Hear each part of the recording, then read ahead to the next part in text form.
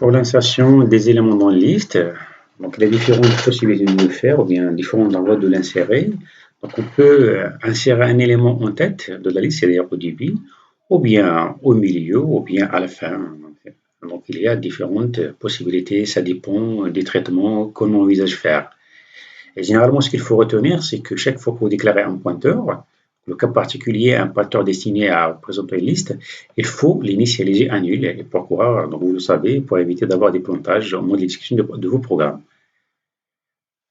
Surtout, chaque fois qu'on a l'espace mémoire, on a besoin de tester si on a réussi à allouer ou pas.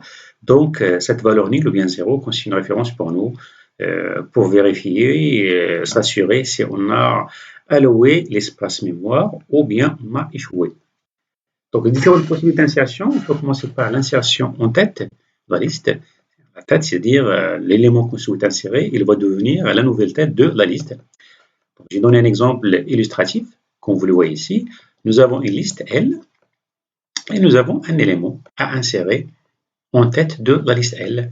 Donc la liste L, il est définie par le pointeur L, ou bien représenté par le pointeur R, qui est égal à 20, donc c'est l'adresse de son premier élément. Comme vous le constatez ici, le dernier élément, son pointeur est 0, ça, le dernier élément pour qu'on puisse l'identifier. Et ça, c'est l'élément à insérer dans la liste. Pour accomplir sa tâche d'insertion, on a besoin uniquement de deux instructions. La première, c'est élément LM suivant égal à L. Ça permet de faire pointer cet élément à la tête de la liste. Comme vous le voyez ici, l'adresse 20 de cet élément a été copiée ici.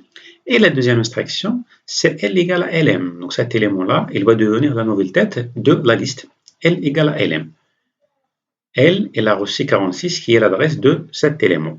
Il faut respecter l'ordre d'apparition des instructions.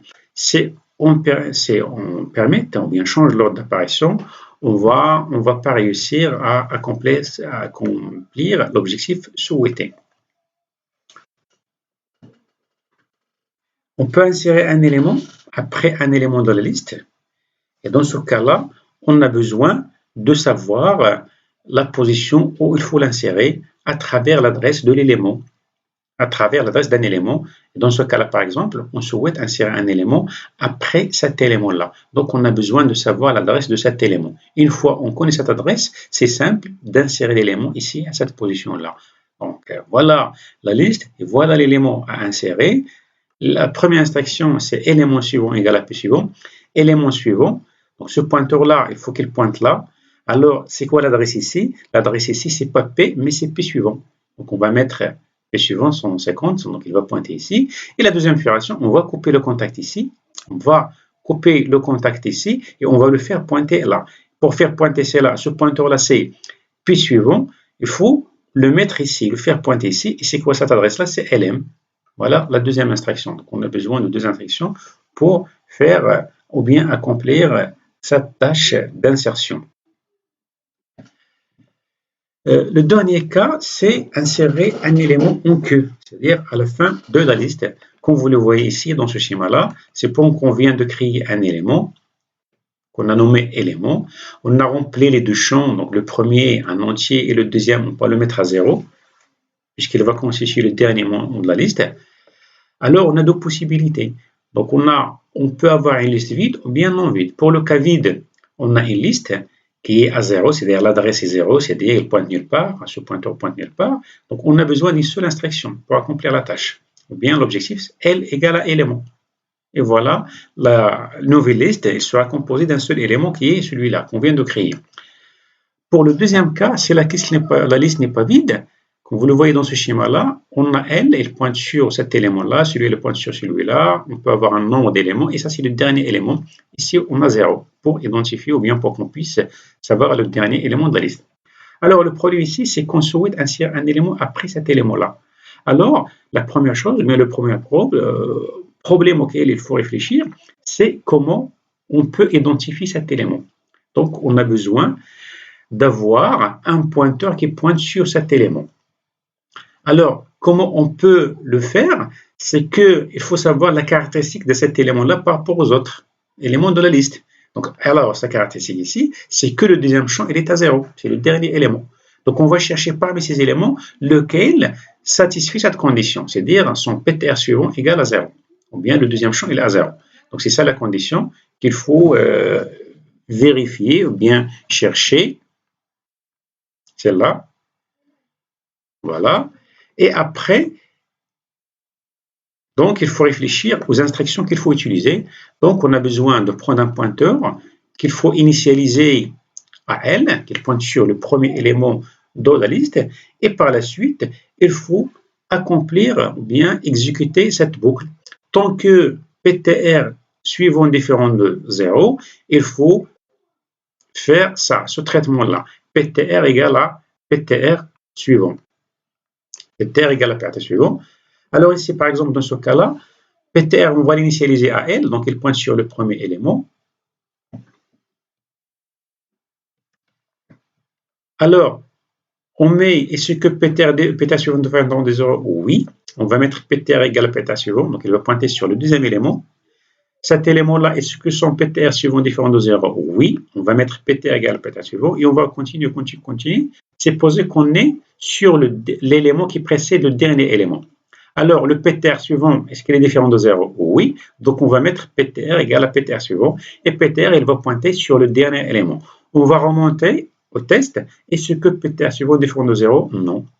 Donc, on va sortir de la boucle. Et on est sûr que PTR, il pointe sur le dernier élément.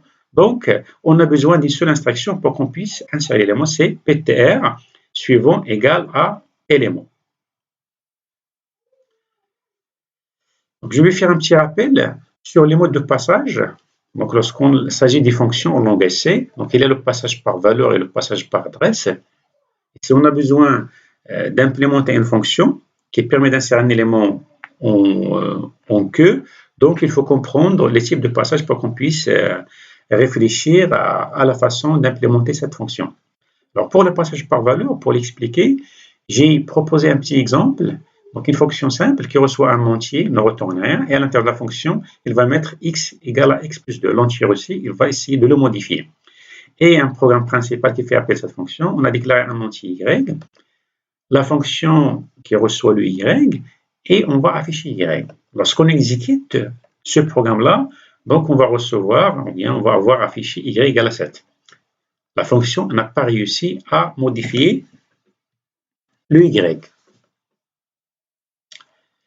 Alors, pour expliquer pourquoi il n'y a pas modification du y, supposons qu'on a un espace mémoire pour y, cette instruction-là, y égale à 7, on va mettre cet espace mémoire à 7.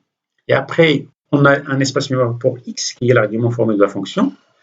Lorsque le compilateur atteint cette ligne-là, lorsqu'il atteint cette ligne, ou bien l'appel de la fonction, donc la fonction ne va pas agir sur y, mais elle va agir sur une copie. C'est-à-dire que le compilateur, il va faire une copie de y dans x. Donc ça, c'est la première opération, faire une copie de y dans x. Et par conséquent, il va copier la valeur 7 dans x. Et par la suite, la fonction, elle va être exécutée sur x. Donc, x, elle va devenir x plus 2. Et si on va changer la valeur de x, il va devenir 9. Et après, on va sortir de la fonction, il va retourner vers le programme principal pour exécuter la dernière instruction, celle-là, qui va afficher y égale à 7. Donc, c'est la raison pour laquelle on n'a pas réussi à modifier le y. Pourquoi? Parce que les fonctions ici, ils utilisent le principe du passage par valeur. Donc, chaque fois qu'il y a appelé une fonction, la fonction n'agit pas directement sur l'argument effectif, mais par contre, il va agir sur l'argument formel en l'initialisant par la valeur ou bien en copiant dedans la valeur de l'argument effectif.